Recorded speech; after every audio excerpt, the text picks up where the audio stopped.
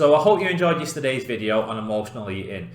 We need to understand what it is before we move on to the next stage, which is today, is how to spot the onset of emotional eating. Now this is paramount, this video, okay? It's very important because basically we can't control emotional eating if we don't know when it's happening or why it's happening, and that's why we're going to go over today.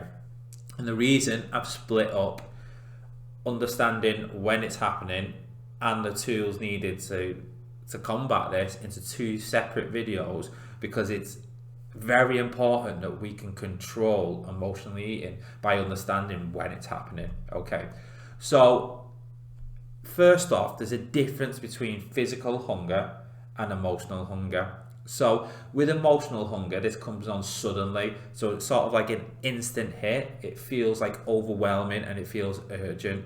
And whereas physical hunger, on the other hand, like comes on gradually, and the urge, it's not a strong urge to eat like certain foods and stuff like that. And we do crave specific foods when we emotionally eat.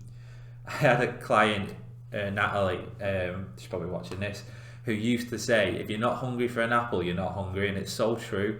It's when we crave foods, we crave like sugary foods, we crave like stodgy foods and like junk food type stuff. We're not just satisfied by any food. So we also then mindlessly eat. So if you ever had a big bag of family size crisps, you might have been a little bit hungry, so a few would have sufficed, whereas you end up just sat there, before you know it the whole bag's gone. Or maybe a big massive bar of chocolate, you only needed a few pieces, but you look down and the chocolate's all gone.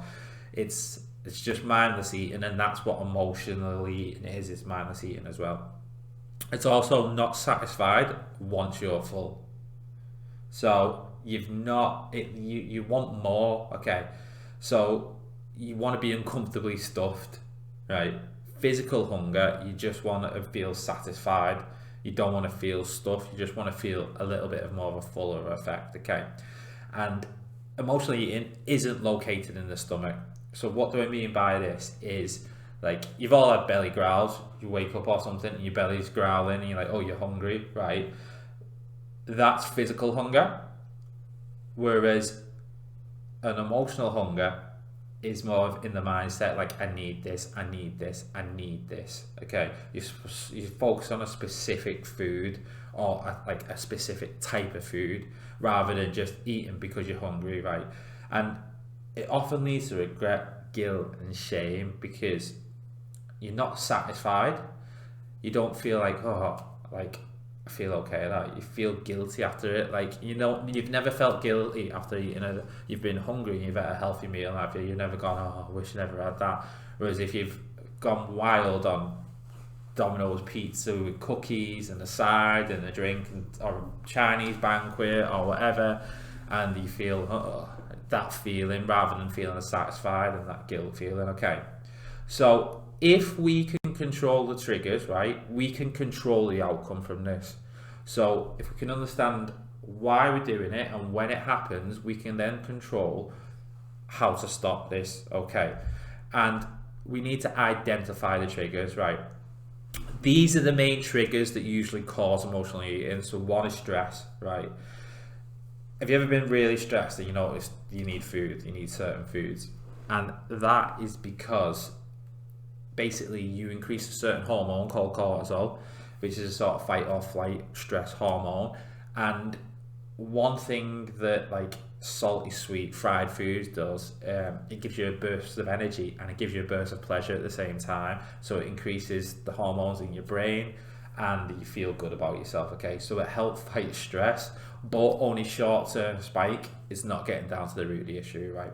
You stuff your emotions, so especially like you say, if you chew on or things like that, like you're stuffing down your emotions and it can be a temporary silence. But if it's a deep sadness, then you're not dealing with the sadness, you're just masking the sadness, if you get me. So you use for the quick pleasure and the filling inside of you, okay? Boredom. So sometimes you just eat for boredom. You just go into the fridge just to give you something to do. Now a lot of people are doing this in lockdown, okay? if you're watching this out of lockdown, you may have done it then, but a lot of people are eating out of boredom. It could be a sense of emptiness inside yourself, so you may be missing somebody, or you might be feeling lonely, and you overeat on foods to fill a hole inside you, but you're not actually filling that hole. So you do carry on feeling empty, so you eat more to try and fill it, and you're not going to get to the root cause. And the root cause is either you're missing somebody or you're feeling lonely at that time. It could be childhood habits, right? So think back to your childhood, and think of memories of food where you were rewarded with things like McDonald's if you've been good, or let's order a pizza because you've done well at school, or let's Woolworths pick and mix if you remember them, or cinema pick and mixes if you don't, right? So it might be something that you remember, and it could be remembering a good time. It could be like you remembering back to the times when things were good and things like that.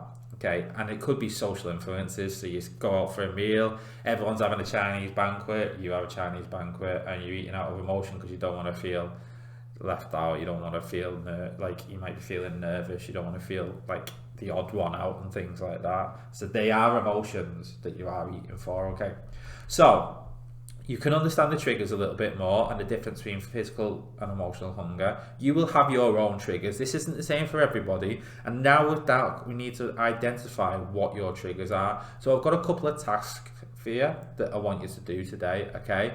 So first off, I want you to keep a diary. You can either do it today or tomorrow when your cravings come on. Now you can just do this on your phone quickly if you want, or you can write it down on pen and paper, whatever you find easiest. When you feel a craving for a food, right, or a trigger, okay, note it down. I want you to note down how you're feeling at that time, okay, so your actual emotions through that, and the food you're craving for this, okay. Note these down, email it across to me, right, and then tomorrow what we're going to do is we're going to discuss how you can combat these issues. So whatever issues that crop up in this task, we can combat tomorrow, okay? Remember, any questions or you just want to have a conversation, just shoot me an email.